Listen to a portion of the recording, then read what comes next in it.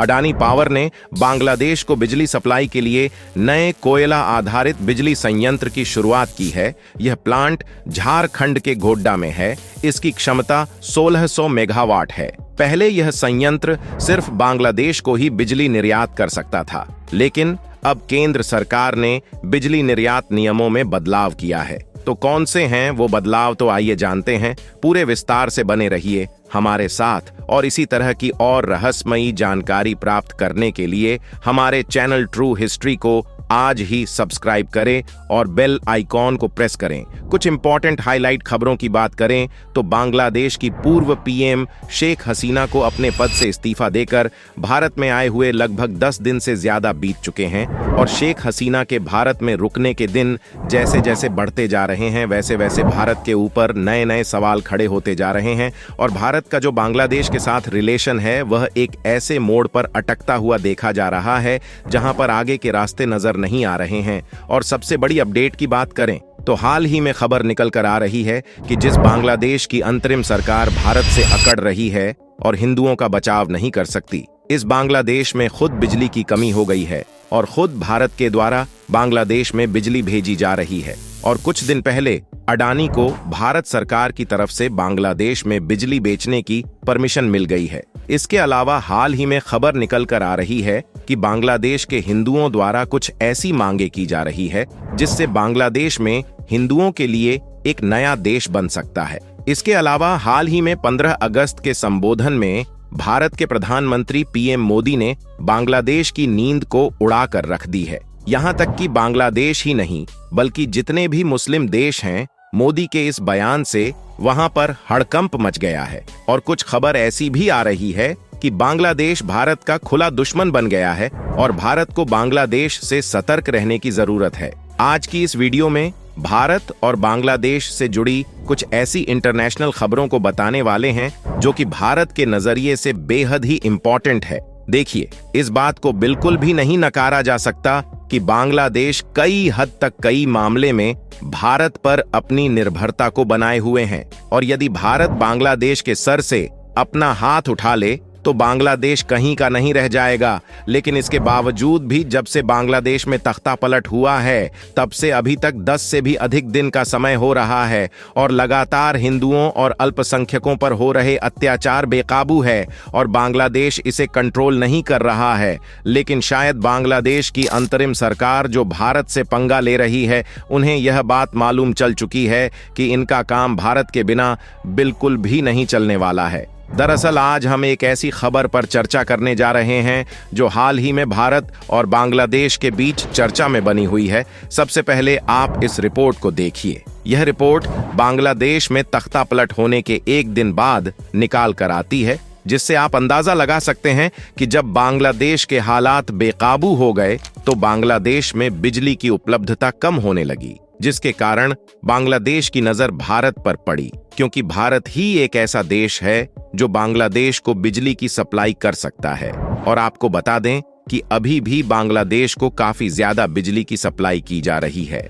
घंटों बत्ती गुल रहना और आपूर्ति में कमी की वजह से बिजली कटौती वहां आम बात हो गई है। बिजली सप्लाई में ऐसे उतार चढ़ाव से देश के निर्यात में दबदबा रखने वाले प्रमुख उद्योगों के उत्पादन की रफ्तार मंद पड़ गई है। बांग्लादेश को इस वक्त विदेशी मुद्रा की भारी दरकार है और उनके आवक के लिहाज से अर्थव्यवस्था के ये क्षेत्र बेहद अहम हैं।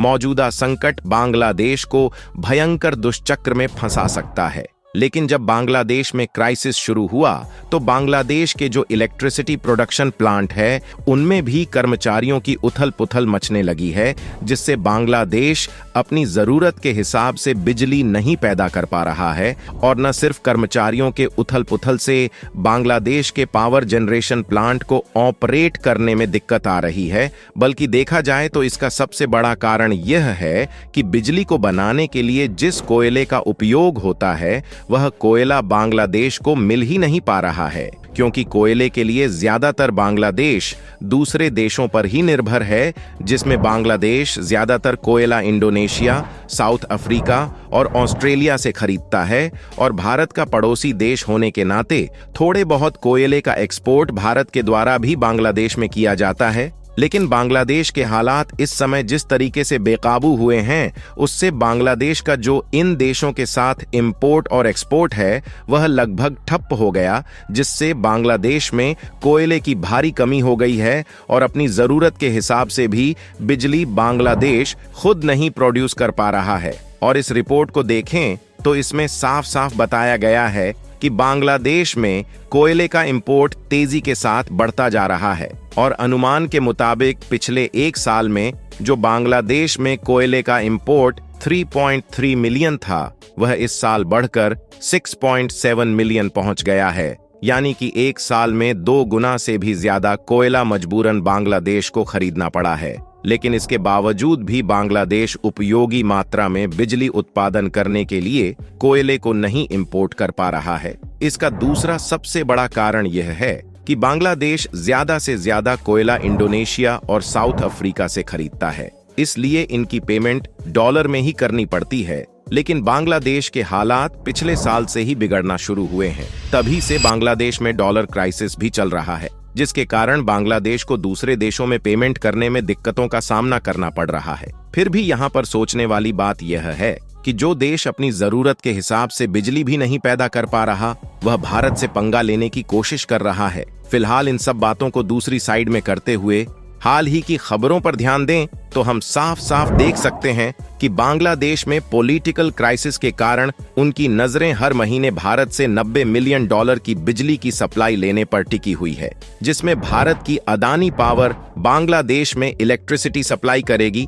और अच्छी बात यह है कि भारत ने पड़ोसी देश होने के नाते अडानी पावर को बांग्लादेश में बिजली सप्लाई करने की परमिशन दे दी है। वैसे देखा जाए तो इसके पहले भी अडानी पावर के झारखंड पावर जनरेशन प्लांट से 1496 मेगावाट बिजली सप्लाई के लिए नवंबर 2017 में बांग्लादेश पावर डेवलपमेंट बोर्ड ने 25 साल की बिजली खरीदने के लिए समझौता किया था। आपको बता दें कि यह बिजली परियोजना भारत की पहली चालू की गई अंतर्राष्ट्रीय बिजली परियोजना है, जहां प्रोड्यूस बिजली का 100% दूसरे देशों को सप्लाई किया जाता है। यह परियोजना जून 2023 में चालू की गई थी और तब से यह बांग्लादेश को बिजली सप्लाई कर रही है।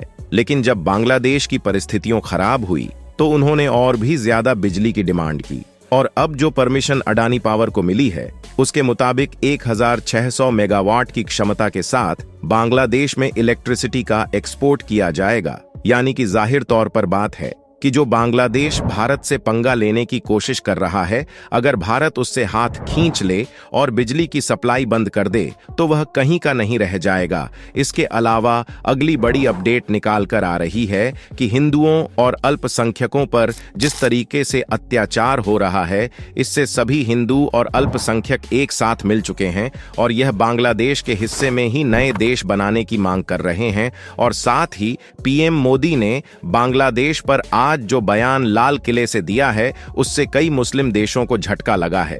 बाकी आप लोगों को क्या लगता है? इसी के साथ आइए जानते हैं सरकार के झांपन में कहा गया है, भारत सरकार ऐसे उत्पादन स्टेशन को भारतीय ग्रिड से जोड़ने की अनुमति दे सकती है। ऐसा पूरी या आंशिक क्षमता के निरंतर गैर निर्धारण के मामले में भारत के भीतर बिजली की बिक्री की सुविधा के लिए किया जा सकता है। यह संशोधन अडानी ग्रुप को भुगतान में देरी होने पर स्थानीय ग्रिड को बिजली बेचने की भी इजाजत देता है।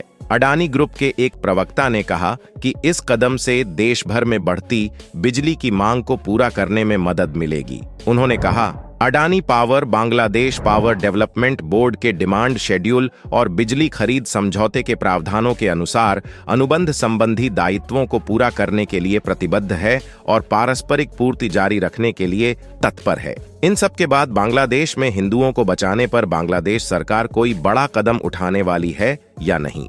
अपनी राय कमेंट में जरूर बताएं और इस वीडियो को एक लाइक करके अपने मित्रों तक शेयर जरूर करें ताकि उन्हें भी जानकारी मिल सके। इसी तरह और भी नॉलेज वीडियो देखने के लिए चैनल को सब्सक्राइब करके बेल आइकन को जो पर जरूर सेलेक्ट करें। जय श्री राम।